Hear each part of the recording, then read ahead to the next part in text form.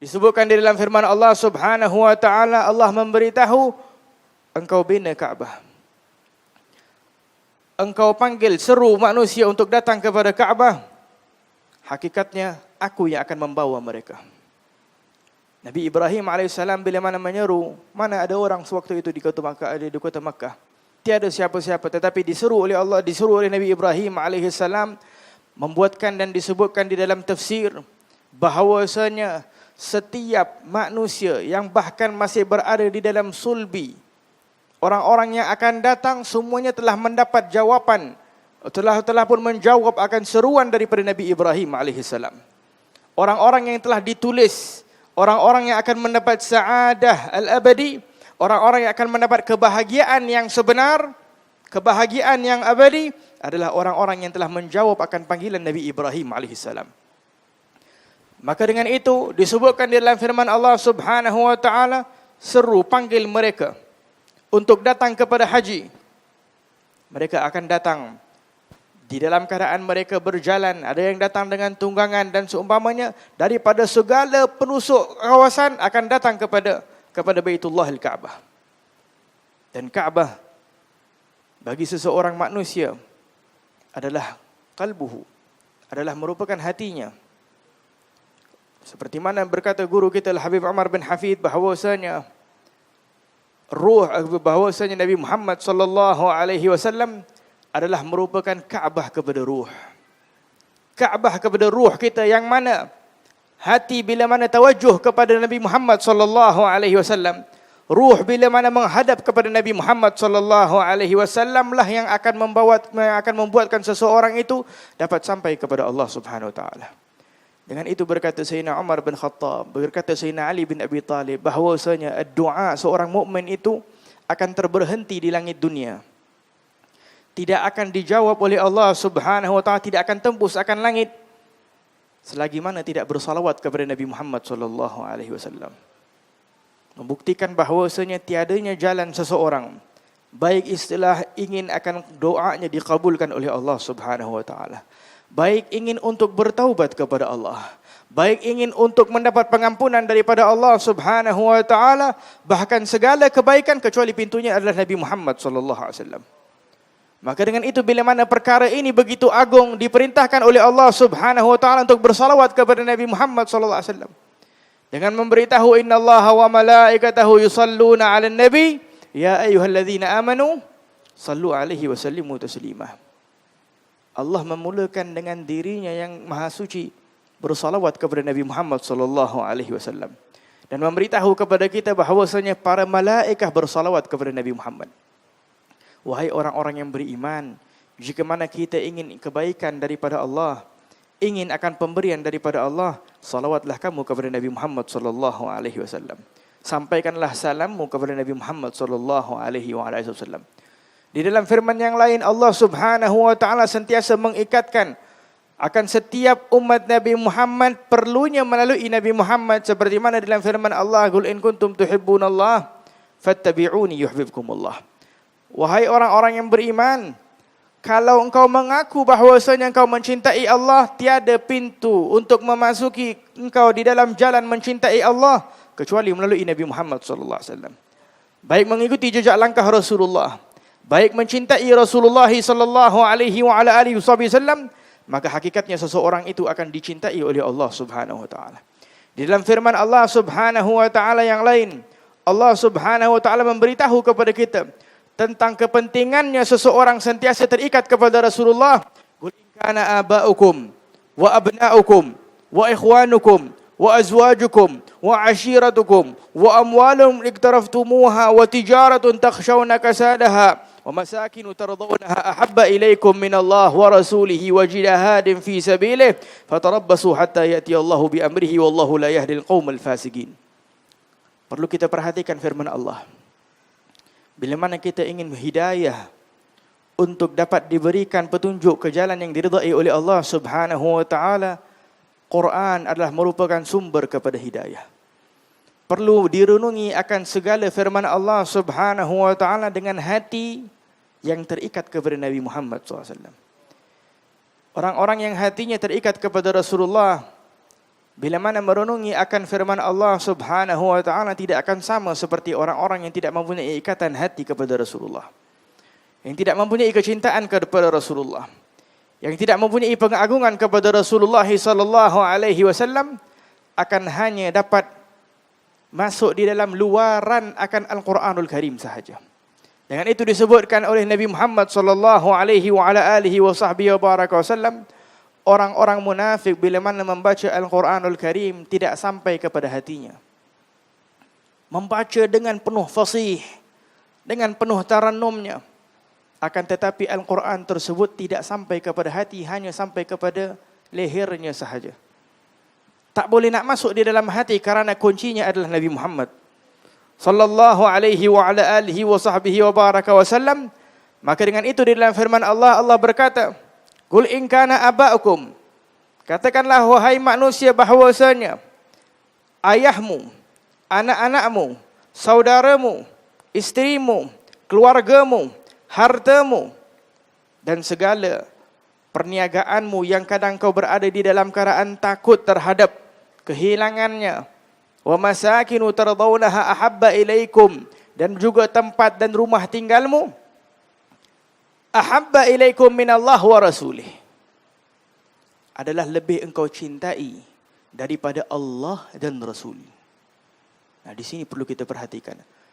Cukup sahaja Allah boleh berkata ahabba ilaikum minallah, tetapi ingin diikatkan kita umat Nabi Muhammad kepada Nabi Muhammad sallallahu alaihi wasallam, ahabba ilaikum minallah wa rasulih, lebih engkau cintai daripada Allah dan Rasul.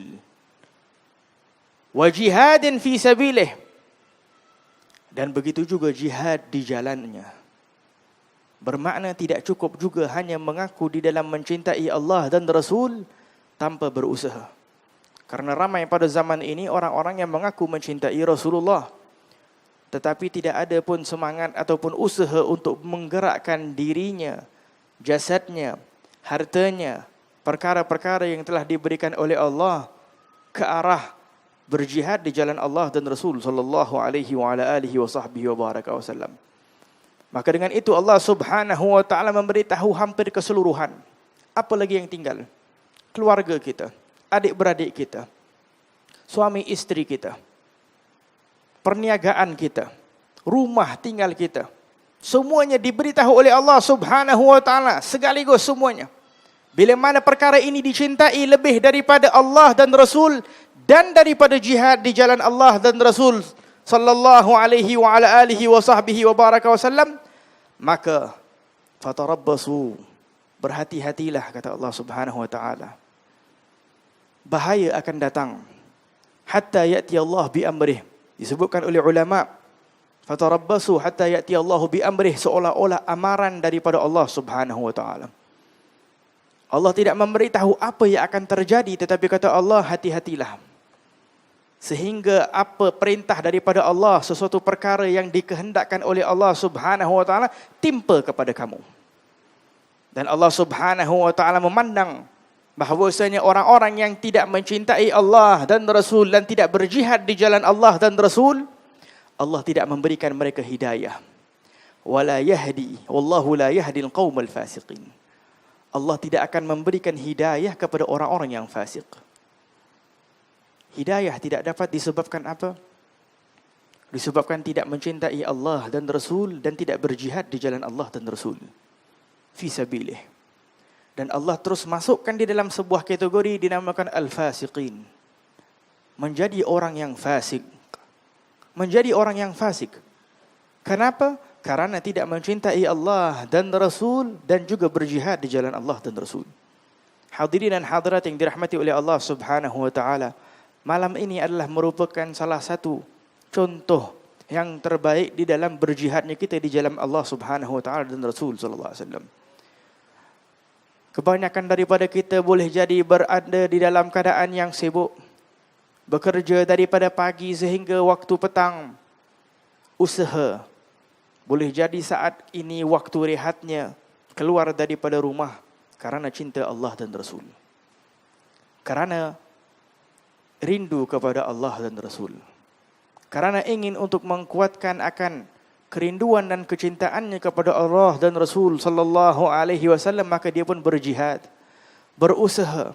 Karena jihad yang sebenar seperti mana kata Nabi Muhammad sallallahu alaihi wasallam, bila mana pulang daripada peperangan, berkata Rasulullah, kita kembali daripada peperangan yang kecil menuju peperangan yang besar.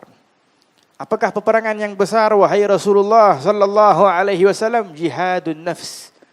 Jihad melawan hawa nafsu ammarah, yang memerintah kita secara automatik melakukan perkara-perkara yang tidak diridai oleh Allah.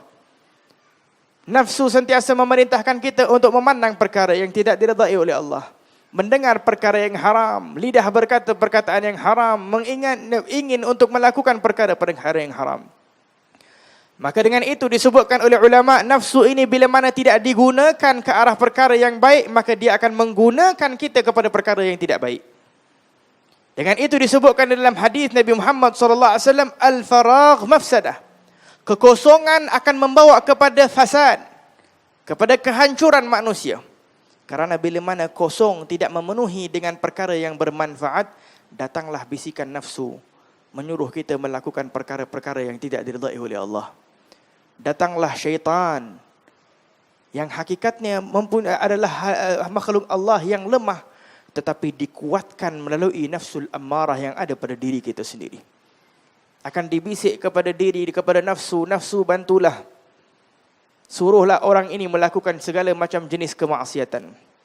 Bila mana tidak diisikan waktunya dengan perkara yang bermanfaat, tidak berusaha untuk menguatkan kecintaannya kepada Allah dan Rasul sallallahu alaihi wa ala alihi wa sahbihi wa baraka wasallam, maka kalahlah dia di dalam peperangan. Peperangan melawan hawa nafsunya yang amarah. Dikuasai oleh syaitan wal'iyadu billah, dan dikuasai oleh nafsu, sehingga begitu berat bila mana nak melakukan kebaikan. Dengan itu berkata ulama bahawasanya al-ibadah ini awaluhu murrun. Awalnya pasti pahit. Bagaimana seseorang yang berusaha beribadah nak terus merasakan kelazatan, kalau hatinya belum merasai akan kecintaan kepada Allah dan Rasul? Maka berkata ulama, awalnya pasti pahit, tetapi akhiruhu hulu. Di akhirnya kemanisan. Diberikan contoh oleh orang-orang salihin, perumpama orang-orang yang berusaha di dalam beribadah ini seperti orang yang tengah naik bukit, tengah naik gunung yang tinggi. Pertamanya mesti penat naik gunung begitu tinggi. Bila mana sampai di atas, rahah, rasa tenang. Punyalah usaha begitu penat sampai di atas, merasakan akan keindahan, akannya angin, akannya pandangan yang cantik dan sebagainya. Maka saat itu dia berada di dalam keadaan yang tenang. Dan perumpama ibadah di awalnya seperti itu. Di awalnya pahit, tetapi bila mana dah sampai kepada suatu tahap, maka akan merasakan hanya kelazatan. Perumpama kepada kemaksiatan pula, berkata ulama, berkata orang salihin, adalah awaluhu hulun. Awalnya manis.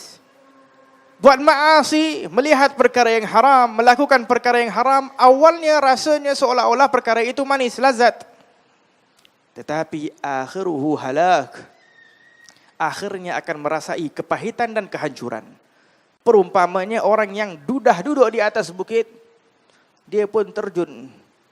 Maka saat nak terjun daripada gunung, daripada tempat yang tinggi itu, dia rasa dulu tenangnya.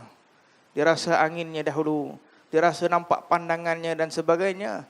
Tetapi bila mana turunnya tak pakai parachute, maka halaklah jadinya. Kehancuranlah seseorang itu bila mana terjatuh. Begitulah diumpamakan oleh orang-orang salihin tentang beribadah kepada Allah Subhanahu wa taala. Dengan itu disebutkan dalam firman Allah Subhanahu wa taala, sentiasa menyuruh kita untuk berjihad.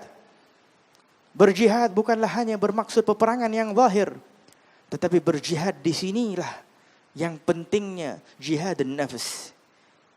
Sayyidina Abu Bakar As-Siddiq radhiyallahu an, saat bila mana berjihad melawan hawa nafsunya, ditarbiyahkan oleh Rasulullah sallallahu alaihi wasallam. Disebutkan di bawah lidahnya ada batu. Batu kecil diletak di bawah lidah. Ditanya oleh sahabat, wahai Abu Bakar, buat apa ni nak letak batu dekat bawah lidah ni, kenapa? Agar aku nak tarbiyah lidah ini tak bercakap percakapan yang tidak ada manfaat.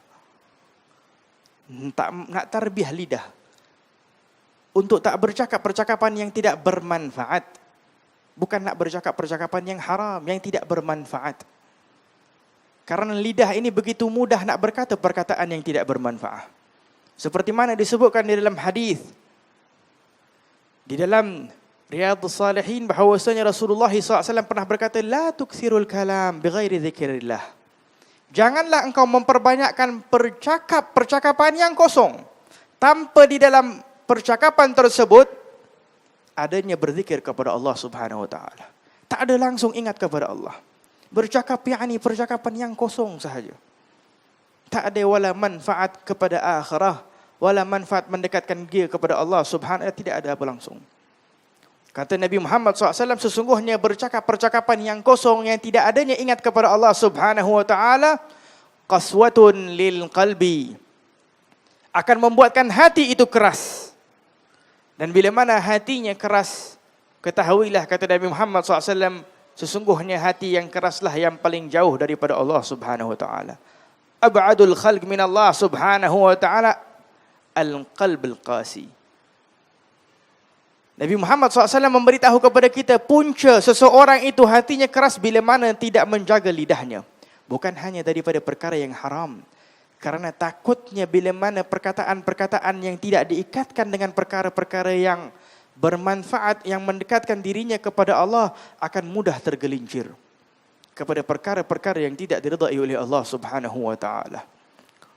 Maka dengan itu, hadirin dan hadirat yang dirahmati oleh Allah, di dalam berusaha untuk mentarbiahkan lidah, mentarbiahkan mata, mentarbiahkan pendengaran kita, mentarbiahkan jasad kita, perlunya kita kepada kekuatan. Dengan itu Nabi Muhammad berkata, yadullah ma'al jamaah. Kekuatan yang akan diberikan oleh Allah berada pada jamaah. Bersatu, duduk kerana Allah. Seperti mana kita lakukan saat ini, sumber untuk mengkuatkan kita. Untuk apa kuatkan kita? Kuatkan kita untuk berjihad. Melawan hawa nafsul ammarah. Melawan hawa nafsu yang memerintahkan kita untuk memandang kepada yang haram, mendengar perkara yang haram dan berkata perkataan yang haram. Yang tidak berusaha keluar dari rumahnya untuk hadir majlis seumpama ini, bermakna dia redha dirinya termasuk di dalam golongan orang-orang yang fasik wal'iyadzubillah. Apakah sebab? Karena Allah Subhanahu wa taala bila mana memberitahu kepada kita bahawasanya jihad melawan hawa nafsunya karena Allah dan Rasul. Majlis seumpama ini contoh yang terbesar, orang datang kerana Allah dan Rasul. Ada orang yang datang kerana makan dan minum, ada orang yang datang kerana maslahat dunia, orang yang datang kerana Allah dan Rasul sallallahu alaihi wasallam. Karena mengetahui di dalam majlis ini kita bersama-sama bersalawat kepada Nabi Muhammad sallallahu alaihi wasallam. Sama-sama kita ingin mendengar akan peringatan yang bermanfaat, ilmu yang dapat membimbing kita kepada jalan yang diridai oleh Allah Subhanahu wa taala. Maka 3 perkara yang perlu kita ambil daripada majlis pada malam ini, yaitu kecintaan kepada Allah dan Rasul sallallahu alaihi wasallam tidak akan mampu dicapai oleh seseorang kecuali melalui jihad. Kecuali melalui melawan hawa nafsunya. Melawan hawa nafsunya untuk membiasakan diri melakukan kebaikan. Awalnya pahit, dan bila mana sudah merasai akan kecintaan kepada Rasulullah sallallahu alaihi wasallam, maka tidak terkejut ada orang-orang yang dikurniakan Allah dapat bermimpi kepada Rasulullah. Ditanyakan kerana apa satu hari bersalawat 25,000 kali kepada Rasulullah sallallahu alaihi wasallam. Setiap harinya bersalawat 25,000 kali kepada Rasulullah SAW. Lidah sentiasa bergetar, berzikir kepada Allah. Yang menggerakkan lidah karena apa? Karena hati yang telah cinta. Man akthara, barang siapa yang memperbanyakkan zikir kepada sesuatu, tandanya hatinya cinta. Kalau dia cinta kepada sesuatu, akthara min zikrih. Kalau dia cinta kepada dunia, maka duduk dengan dia hanya akan dia berkata tentang dunia. Kalau dia cinta kepada kemaksiatan, maka duduk dengan dia akan berkata tentang kemaksiatan. Kalau cinta kepada hal apapun itu, bila mana duduk dengan dia, maka orang tersebut akan membiasakan diri berkata tentang perkataan itu. Maka dengan itu perkataan membawa pengaruh yang begitu besar kepada kita sehingga Nabi Muhammad meletakkan di dalam sebuah daerah, pilihlah teman duduk kamu siapa. Kata Nabi Muhammad SAW, al-mar'u ala din khalilih. Agama seseorang tergantung kepada teman duduknya siapa. Kalau kita biasakan diri, teman duduk kita perlu mengetahui. Khalilih, al-mar'u ala din khalil. Khalil ini bukan teman yang biasa, yakni teman rapat. Kadang kita bekerja, kadang kita berniaga, ada teman tetapi ada banyak kategori teman. Al-Imam Al-Ghazali memberitahu di dalam kitab Bidayatul Hidayah, kategorinya teman. Ada teman kita berkawan kerana memang secara terpaksanya secara zahir. Ada cara muamalatnya. Ada kawan yang rapat. Ada kawan yang betul-betul rapat. Kawan yang betul-betul rapat inilah yang dimaksudkan oleh Nabi Muhammad SAW. Agamanya bergantung kepada teman rapatnya siapa, khalilih. Falyanzur ahadukum man yukhalil. Dan haruslah, kata Nabi Muhammad, tengoklah siapa yang disentiasa duduk itu dengan siapa. Khalil juga bermaksud orang yang dekat. Orang yang sentiasa bercakap, orang yang sentiasa rapat dengan orang tersebut. Pandang dan tengok kepada dia siapa. Kalau kita nak berubah, nak melangkah kepada jalan yang diridai oleh Allah, kita tengok teman duduknya kita siapa. Kalau teman kita yang suka ajak kita kepada majlis, maka beruntunglah. Kalau teman kita yang mengingatkan kita kepada Allah dan Rasul, maka beruntunglah. Kalau teman kita adalah alat-alat pada zaman sekarang yang menjadi fitnah media dan seumpamanya daripada YouTube, Facebook dan sebagainya, pun kita tengok. Kalau sentiasa kita pilih daripada perkara ini ke arah perkara-perkara yang tak baik, maka hakikatnya itulah teman duduknya. Buku yang tidak bermanfaat, buku-buku yang mengingatkan perkara yang tidak diridai oleh Allah, buku itu adalah merupakan teman duduknya. Maka dengan itu orang-orang salihin dahulu begitu mengambil berat sehingga mereka tak mahu anak-anak cucu mereka membaca buku yang lain. Cukup baca buku-buku yang sudah jelas.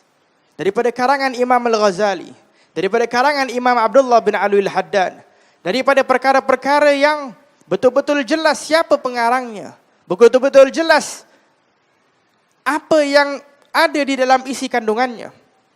Karena perkataan-perkataan tersebut walaupun dibaca dengan mata, hati akan mendapat efek. Di dalam membaca buku yang tidak bermanfaat, yang adanya unsur membawa kepada perkara-perkara yang tidak diridai oleh Allah, maka hakikatnya kita memasukkan di dalam hati kita akan perkataan-perkataan dan pemikiran-pemikiran yang boleh membimbing kita kepada perkara yang tidak diridai oleh Allah Subhanahu wa taala. Maka dengan itu orang-orang salihin dahulu begitu haris di dalam perkara-perkara seperti ini. Maka kita dapati bahawasanya ada yang pernah berkata, Al-Imam Abdullah bin Abu Bakar Al-Idrus, anaknya Abu Bakar Al-Idrus, dan begitu juga adanya orang salihin yang lain. Suatu ketika ayahnya telah meninggal, dia tidak mempunyai guru. Karena dahulu ayahnya adalah seorang guru, maka dia pun meminta nasihat kepada Imam Abdullah bin Husain bin Tahir, bertanya, wahai Habib Abdullah, ayahku dah kembali kepada Allah, aku tak ada siapa nak bimbing aku. Berkata Imam Abdullah bin Husain bin Tahir, wahai anakku, ambil ni buku Ihya Ulumuddin, pergi baca. Lazimkan membaca Ihya Ulumuddin. Maka dia pun lazimkan baca, kerana dia duduk jauh, nak datang setiap hari, nak hadir kadang susah kepada majlis Imam Habib Abdullah bin Husain bin Tahir. Maka bila mana dia membiasakan diri membaca akan Ihya Ulumuddin, sampai dia kepada suatu bab yang menceritakan tentang penyakit-penyakit hati, dia terus tak tenang. Dia baca, dia kata, ada ke manusia mempunyai sifat sombong? Karena Imam Al-Ghazali begitu detail bila mana memberitahu sifat sombong, disyarahkan lagi. Perumpama orang sombong begini, perumpama orang yang ujub begini, perumpama orang yang hasad dan dengki. Bila mana dia baca, dia terus pergi, dia tak boleh tahan. Dia pergi kepada Imam Abdullah bin Husain bin Tahir. Wahai Imam, ini apa yang kau bagi aku suruh baca ni? Aku tak faham. Imam Abdullah bin Husain bin Tahir bila mana melihat orang ini, kata Imam, naam, bagi engkau tak patut engkau baca bab itu. Karena engkau ditarbiahkan oleh rumah orang yang saleh. Dibesarkan di dalam keadaan tidak mengetahui sifat sombong. Dibesarkan di dalam keadaan tidak mengetahui sifat nak benci makhluk Allah. Sifat nak hasad dan dengki kepada makhluk Allah Subhanahu wa ta'ala. Hanya hatinya dibesarkan di dalam keadaan suka untuk nak mencintai orang yang lain kerana Allah, membantu orang lain kerana Allah, saling kasih mengasihani kerana Allah. Maka dengan itu hadirin dan hadirat, pada zaman ini begitu sukar nak kontrol hal ini. Apatah lagi pada zaman yang begitu mudahnya kita sampai kepada perkara-perkara yang tidak diridai oleh Allah hanya di depan mata kita. Dengan itu guru kita Al-Habib Umar bin Hafiz sentiasa mengulang dan berkata kepada kita, pada zaman sekarang Yahudi dan Nasrani mentarbiahkan anak-anak kita di dalam rumah kita. Tak perlu lagi dah nak pergi baca buku mereka, tak perlu lagi dah nak pergi sampai kepada negara mereka. Diajarkan kita melalui movie-nya, melalui televisionnya, melalui perkara-perkara yang bila mana anak itu saat membesar tidak beradab kepada ayah dan ibunya.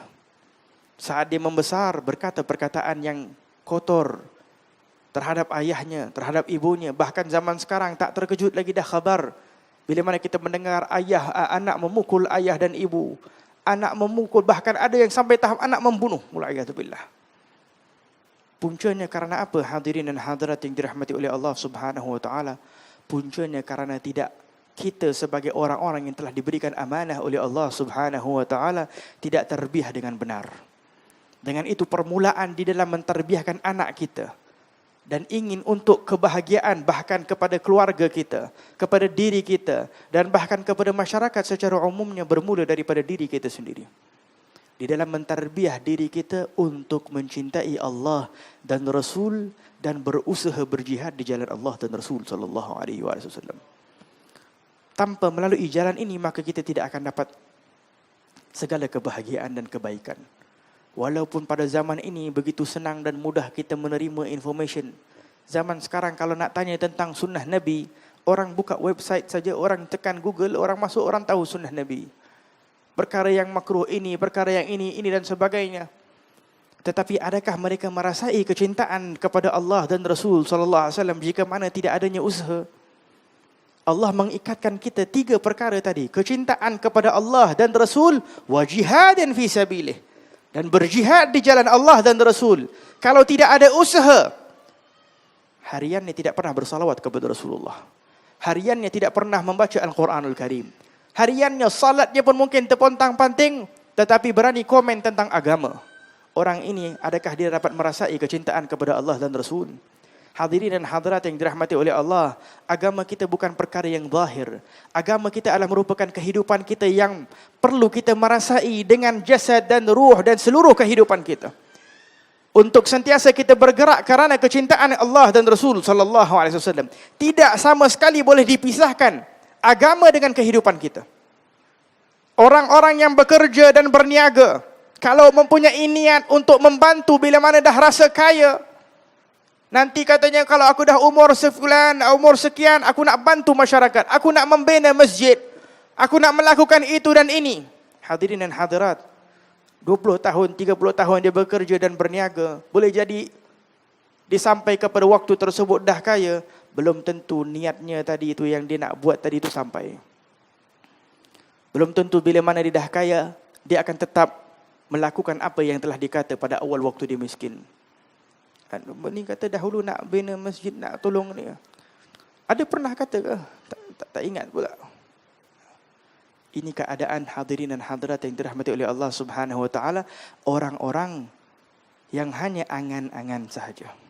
Dengan itu para ulama mengajarkan kita dan memberikan amaran hati-hati terhadap al-tulul amal. Perkara-perkara yang membuatkan kita berangan terus. Yakni lepas 20 tahun, lepas 30 tahun kita bertaubat, besok kita bertaubat. Hal ini perlu diputuskan. Hal ini perlu sentiasa dilawan. Bagaimana cara untuk melawaninya? Nabi Muhammad telah pun mengajar kepada kita, ingat kepada kematian. Ingat kepada kematian memutuskan tulul amal. Nak panjang-panjangan dah tak ada lagi dah. Pasal kalau aku mati sekarang ini, apa yang aku dapat buat? Orang yang sentiasa ingat mati, hadirin dan hadirat yang dirahmati oleh Allah, hatinya akan sentiasa berusaha, diri dan juga jasadnya sentiasa berusaha untuk memikirkan apa yang akan membawa manfaat kepada aku kelak di akhirah. Dengan itu, untuk ingat mati, bagaimana caranya hadirin dan hadirat yang dirahmati oleh Allah? Bila mana kita hadir majlis seumpama ini, Karena bukanlah bila mana kita menyebutkan kalimat mati itu perkara yang menakutkan. Karena bagi orang-orang yang mencintai Allah dan Rasul, kematian bukanlah perkara yang menakutkan. Dengan itu Sayyidina Bilal ibn Rabah bila mana dia nak mati, dia nak meninggal, isterinya datang, ya Allah, berkata, habislah aku, habislah ni kehidupan, habislah rosak dan sebagainya. Sayyidina Bilal ibn Rabah memberitahu, ini khabar gembira bagi aku. Kenapa? Ghadana algal ahibbah Muhammadan wa hizbah. Besok aku nak berjumpa Nabi Muhammad SAW dengan para sahabat semua. Aku dah tak sabar dah. Nah, itu keadaan Bilal ibn Rabah. Ingat apa? Ingat mati. Tetapi kematian bukan sebarang kematian. Kematian yang penuh dengan kecintaan dan kerinduan kepada Rasulullah sallallahu alaihi wa ala alihi wa sahbihi wa baraka wasallam. Maka dengan itu hadirin dan hadirat yang dirahmati oleh Allah, alhamdulillah semakin banyak majlis-majlis seumpama ini. Yang kalau kita pergi di kota Hadramaut sana di Tarim, hampir setiap hari ada majlis-majlis seumpama ini. Tidaklah menggerakkan mereka untuk melakukan majlis-majlis seumpama ini kecuali hati mereka telah terikat dan sentiasa terikat kepada Allah dan Rasul sallallahu alaihi wasallam. Pasti ada waktu untuk Allah dan Rasul sallallahu alaihi wasallam. Begitu juga di negara Indonesia dan alhamdulillah sekarang di Malaysia pun semakin banyak yang merupakan khabar gembira bagi kita. Khabar gembira bagi orang-orang yang hatinya hidup. Khabar gembira bagi orang-orang yang ingin untuk menambahkan kecintaan dan kerinduannya kepada Rasulullah sallallahu alaihi wasallam dengan syarat dia datang dengan jujur, dengan syarat dia datang dengan ikhlas, dengan syarat dia datang dengan niat yang benar. Orang tersebut tidak akan dirugikan oleh Allah Subhanahu wa taala. Hasya wa kallah. Sungguh mustahil seseorang yang datang kerana Allah dan Rasul sallallahu alaihi wasallam akan keluar dengan tangan yang kosong. Kalau Nabi Muhammad SAW pernah berkata, Allah mempunyai sifat yang malu. Yang kalau seseorang hamba angkat tangan dan berdoa, dia turunkan tangannya. Allah malu untuk bila mana dia turunkan tangan tidak diberikan apa-apa pemberian daripada Allah Subhanahu Wa Taala. Bagaimana kalau kita beramai-ramai angkat tangan dan berdoa? Bagaimana kalau kita ramai-ramai menyebut nama Allah, memanggil nama Allah Subhanahu Wa Taala? Ada yang cinta kepada Rasulullah pun angkat tangan. Ada yang cinta kepada orang-orang salihin pun angkat tangan. Ada yang memang kedudukannya dah dekat kepada Rasulullah pun angkat tangan. Kita yang pendosa, kita yang penuh dengan kesalahan, kita yang secara zahir seolah-olah menunjukkan kita ni ada kebaikan, Allah Maha mengetahui keburukan kita. Allah Maha mengetahui kekurangan kita. Allah mengetahui kelemahan kita. Maka dengan itu kalau kita telah mengetahui kita ada kelemahan dan kekurangan, duduklah bersama orang-orang yang dekat kepada Allah. Berusahalah duduk bersama mereka dengan niat moga-moga tergolong dengan mereka. Seperti mana di dalam hadis Nabi Muhammad sallallahu alaihi wasallam, humul qaum la yashqa bihim jalisuhum.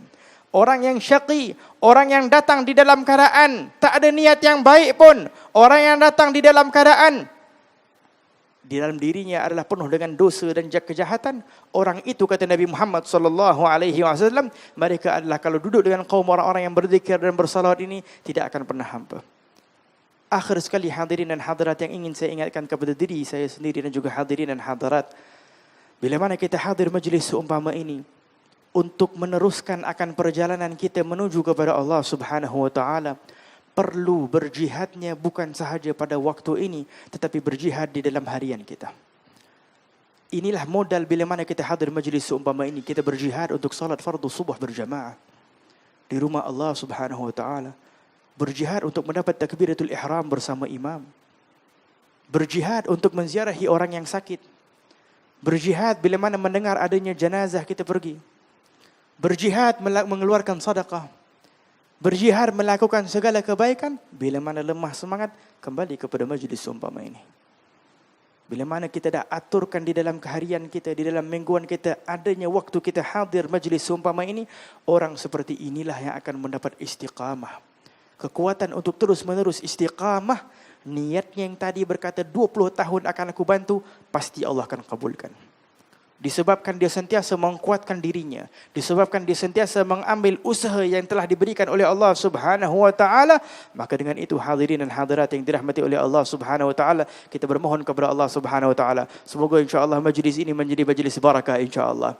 Kita minta moga-moga insya-Allah majlis ini dengan niat untuk menjadikan majlis Rasulullah sallallahu alaihi wasallam, moga-moga hati kita terikat kepada Rasulullah. Kecintaan ruh kita terikat kepada Rasulullah, sehingga apa sahaja yang kita inginkan insya-Allah diberikan oleh Allah Subhanahu wa taala. Keberuntungan hadirin dan hadirat bila mana kita duduk dekat dengan Rasulullah sallallahu alaihi wasallam.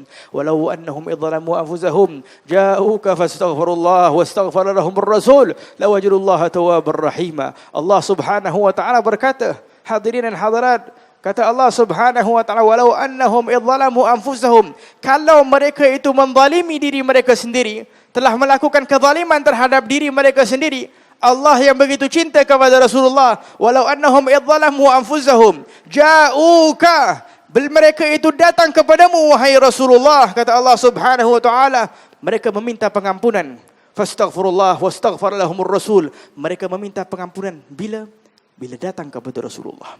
Bila datang kepada Rasulullah, mereka meminta pengampunan, fastaghfaralahumullah, maka dengan itu Nabi Muhammad akan meminta pengampunan bagi orang tersebut. Nabi Muhammad akan meminta pengampunan bagi orang tersebut. La wajhullaha tawwabar rahima. Pasti dia akan dapat merasai Allah Maha mengabul, memberikan taubat kepada orang tersebut, dan Allah Maha mempunyai sifat mengasihani kepada kita. Hati akan merasai penuh kecintaan kepada Allah bila mana kita sentiasa datang kepada Rasulullah sallallahu alaihi wasallam. Luaskanlah pandangan hati kita bila mana kita datang kepada majlis seumpama ini, seperti seolah-olah kita duduk dekat dengan Rasulullah sallallahu alaihi wasallam. Saat kita bersolat kita rasa dekat dengan Rasulullah. Saat kita angkat tangan kita rasakan kita dekat kepada Rasulullah. Maka sama-sama kita angkat tangan dan berdoa dan bermohon moga-moga Allah Subhanahu wa taala mengabulkan segala hajat kita. Kita angkat tangan dan berdoa dan meminta kepada Allah Subhanahu wa taala, bermohon dan berharap moga-moga Allah Subhanahu wa taala sentiasa memandang kepada kita. Kita berzikir dengan menyebut kalimat ya Allah ya Allah, dengan niat moga-moga Allah Subhanahu wa taala mengeluarkan segala kegelapan daripada hati kita, memasukkan cahaya di dalam hati kita, cahaya kecintaan kepada Allah, cahaya kerinduan kepada Allah Subhanahu wa taala, sehingga dikeluarkan segala perkara-perkara yang hina daripada hati kita, dipenuhkan perkara-perkara yang hanya dapat mengagungkan Allah Subhanahu wa taala, hanya dapat mengagungkan Rasulullah sallallahu alaihi wa ala alihi wasallam. Kita angkat tangan dan berdoa kepada Allah Subhanahu wa taala, memohon agar moga-moga Allah Subhanahu wa taala menjadikan kita adalah orang-orang yang muhibbin, orang-orang yang mencintai Rasulullah sallallahu alaihi wasallam. Berahmatika ya arhamar rahimin, ya arhamar rahimin, ya arhamar rahimin. Sama-sama kita sebut kalimat ya Allah dengan niat moga-moga Allah kuatkan kita, insya-Allah kuatkan hati dan ruh kita di dalam mengabulkan segala hajat kita. Faqulu jami'an ya Allahu ya Allah ya Allahu ya Allah ya Allah ya Allah ya Allah ya Allah Allah ya Allah ya Allah ya Allah Allah ya Allah Allah ya Allah ya Allah ya Allah ya Allah, pandanglah kami pada malam ini ya Allah. Allah ya Allah ya Allah, malam kelahiran Nabi Muhammad sallallahu alaihi wasallam, Engkau izinkan lidah kami untuk menyebut namamu ya Allah.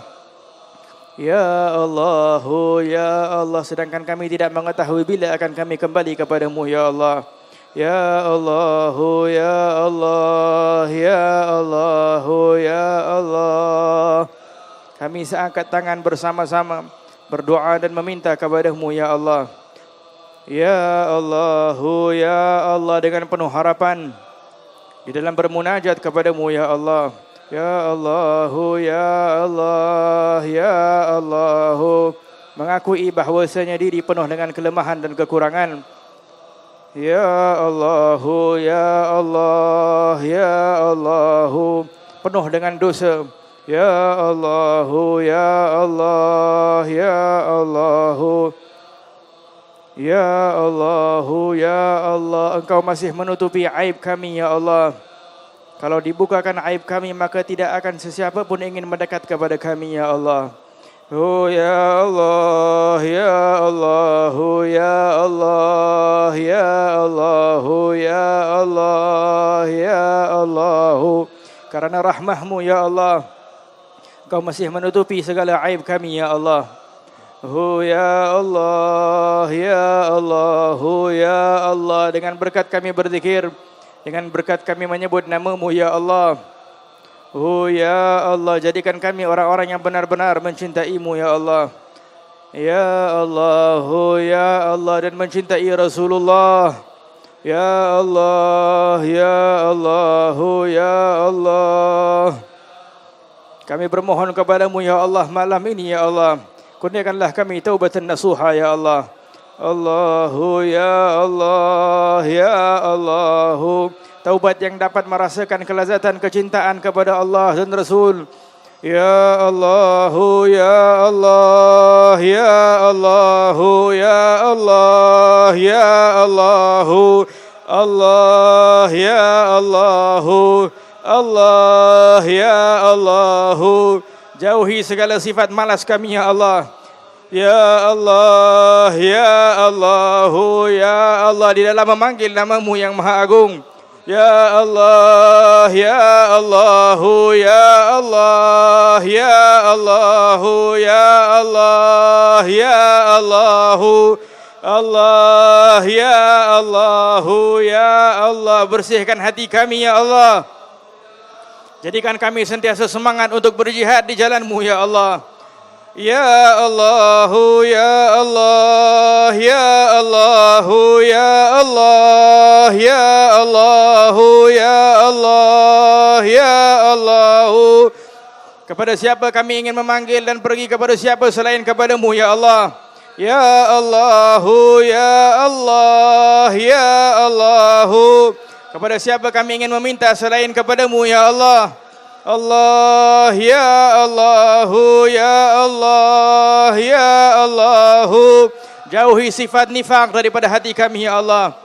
Allah, ya Allah, ya Allah, ya Allah, Allah, ya Allah. Seperti mana Kau kumpulkan kami pada malam ini ya Allah. Kumpulkan kami bersama Nabi Muhammad. Oh ya Allah, ya Allah, ya Allah, ya Allah. Walaupun kami tak layak ya Allah, karena dosa kami yang banyak ya Allah. Ya Allah, ya Allah, akan tetapi berkat orang-orang yang salihin yang kami i'tiqad mereka hadir bersama kami ya Allah. Ya Allah, ya Allah, ya Allah, ya Allah, ya Allah. Kami dan keluarga kami ya Allah. Kami dan hadirin dan hadirat yang hadir pada malam ini ya Allah. Ya Allah, ya Rahman, ya Rahim, ya Allah, ya Rahman, Rahim, ya Allah, ya Rahman, Rahim, ya Allah, ya Rahman, Rahim. La ilaha illallah, la ilaha illallah, la ilaha illallah.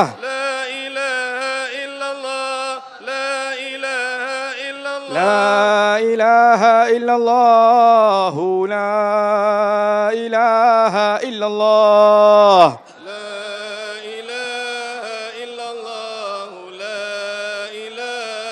La ilaha illallah, la